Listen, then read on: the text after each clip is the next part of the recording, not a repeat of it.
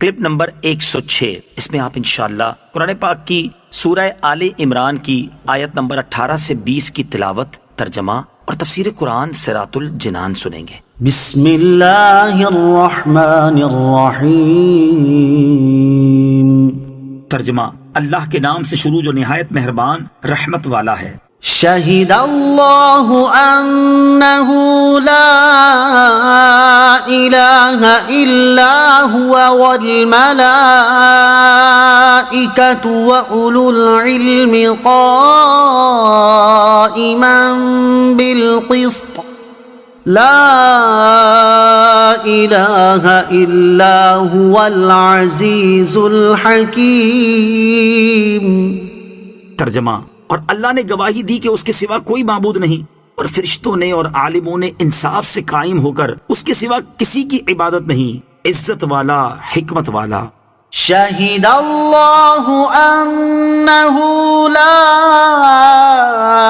الہ الا ہو، اور اللہ نے گواہی دی کہ اس کے سوا کوئی معبود نہیں۔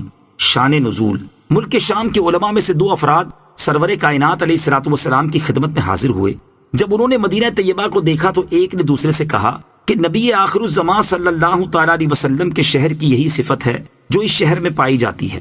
پھر جب نبی پاک علیہ الصلوۃ والسلام کی خدمت میں حاضر ہوئے تو حضور اقدس علیہ الصلوۃ والسلام کی صورت مبارکہ اور اوصاف کریمہ کو تورات کے مطابق دیکھ کر فوراً آپ علیہ الصلوۃ والسلام کو پہچان لیا اور عرض کیا، کیا آپ محمد ہیں، تاجدار مدینہ صلی اللہ تعالیٰ علیہ وآلہ وسلم نے فرمایا ہاں۔ انہوں نے پھر عرض کی، کیا آپ احمد ہیں؟ نبی پاک علیہ الصلوۃ والسلام نے فرمایا ہاں۔ انہوں نے عرض کی، ہم آپ علیہ الصلوۃ والسلام سے ایک سوال کریں گے، اگر آپ علیہ الصلوۃ والسلام نے درست جواب دے دیا تو ہم آپ پر ایمان لے آئیں گے۔ نبی کریم صلی اللہ تعالیٰ علیہ وآلہ وسلم نے فرمایا سوال کرو۔ انہوں نے عرض کیا کہ کتاب اللہ میں سب سے بڑی شہادت کون سی ہے؟ اس پر یہ آیت کریمہ نازل ہوئی اور اسے سن کر وہ دونوں شامی علماء مسلمان ہو گئے۔ اس آیت میں فرمایا گیا کہ اللہ تعالیٰ اور فرشتے اور اہل علم یعنی انبیاء علیہ الصلوۃ والسلام اور اولیاء نے گواہی دی کہ اللہ کے سوا کوئی معبود نہیں۔ اس سے معلوم ہوا کہ اہل علم بڑی عزت والے ہیں کہ رب کریم عز و جل نے انہیں اپنی توحید کا گواہ اپنے ساتھ بنایا۔ لیکن علماء دین سے مراد علماء ربانی ہیں، یعنی صحیح العقیدہ اور صالحین علماء۔ علماء ربانی وہ ہیں جو خود اللہ عز و جل والے ہیں اور لوگوں کو اللہ والا بناتے ہیں، جن کی صحبت سے خدا کی کامل محبت نصیب ہوتی ہے۔ جس عالم کی صحبت سے اللہ عز و جل کے خوف اور حضور علیہ الصلوۃ والسلام کی محبت میں کمی آئے وہ عالم نہیں ظالم ہے۔ ان الدین عند اللہ الاسلام وما اختلف الذين اوتوا الكتاب الا من بعد ما جاءهم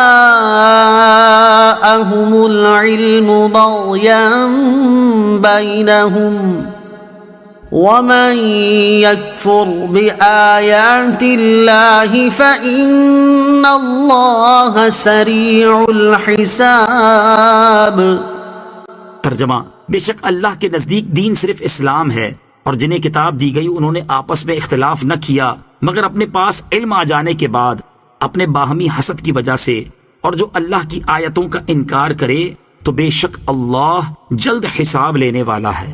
ان الدین عند اللہ الاسلام، بے شک اللہ کے نزدیک دین صرف اسلام ہے۔ ہر نبی کا دین اسلام ہی تھا، لہذا اسلام کے سوا کوئی اور دین بارگاہ الہی عز و جل میں مقبول نہیں۔ لیکن اب اسلام سے مراد وہ دین ہے جو حضرت محمد مصطفیٰ صلی اللہ تعالیٰ علیہ وسلم لائے۔ چونکہ آپ کو اللہ تعالیٰ نے تمام لوگوں کے لیے رسول بنا کر مبعوث فرمایا اور آپ علیہ الصلوۃ والسلام کو آخری نبی بنایا، تو اب اگر کوئی کسی دوسرے آسمانی دین کی پیروی کرتا بھی ہو لیکن چونکہ وہ اللہ کے اس قطعی اور حتمی دین اور نبی کو مکمل طور پر نہیں مان رہا، لہٰذا اس کا آسمانی دین پر عمل بھی مردود ہے۔ یہود و نصارہ وغیرہ کفار جو اپنے دین کو افضل و مقبول کہتے ہیں، اس آیت میں ان کے دعوے کو باطل فرمایا گیا ہے۔ وَمَا اخْتَلَفَا، اور انہوں نے اختلاف نہ کیا۔ یہ آیت یہود و نصارہ کے بارے میں اتری جنہوں نے اسلام کو چھوڑا اور سید الانبیاء محمد مصطفیٰ صلی اللہ تعالیٰ علیہ وسلم کی نبوت میں اختلاف کیا، اور یہ اختلاف بھی علم کے بعد کیا، کیونکہ وہ اپنی کتابوں میں سید دو عالم صلی اللہ تعالیٰ علیہ وآلہ وسلم کی نعت و صفت دیکھ چکے تھے اور انہوں نے پہچان لیا تھا کہ یہی وہ نبی ہیں جن کی کتب الہیہ میں خبریں دی گئی ہیں، لیکن اس کے باوجود انہوں نے ماننے سے انکار کیا، اور اس انکار و اختلاف کا سبب ان کا حسد اور دنیاوی منافع کی طمع تھی۔ فَإِنْ حَاجُّوكَ فَقُلْ أَسْلَمْتُ وَجْهِيَ لِلَّهِ وَمَنِ اتَّبَعَنِ وَقُلْ لِلَّذِينَ أُوتُوا الْكِتَابَ وَالْأُمِّيِّينَ أَأَسْلَمْتُمْ فَإِنْ أَسْلَمُوا فَقَدِ اهْتَدَوْا وَإِن تَوَلَّوْا فَإِنَّمَا عَلَيْكَ الْبَلَاغُ وَاللَّهُ بَصِيرٌ بِالْعِبَادِ۔ ترجمہ: پھر اے حبیب اگر وہ تم سے جھگڑا کریں تو تم فرما دو، میں تو اپنا منہ اللہ کی بارگاہ میں جھکائے ہوئے ہوں اور میری پیروی کرنے والے بھی۔ اور اے حبیب اہل کتاب اور ان پڑھوں سے فرما دو کہ کیا تم بھی اسلام قبول کرتے ہو؟ پھر اگر وہ اسلام قبول کر لیں جب تو انہوں نے بھی سیدھا راستہ پا لیا، اور اگر یہ منہ پھیریں تو تمہارے اوپر تو صرف حکم پہنچا دینا لازم ہے، اور اللہ بندوں کو دیکھ رہا ہے۔ فَإِنْ حَاجُّوكَ، پھر اگر وہ تم سے جھگڑا کریں۔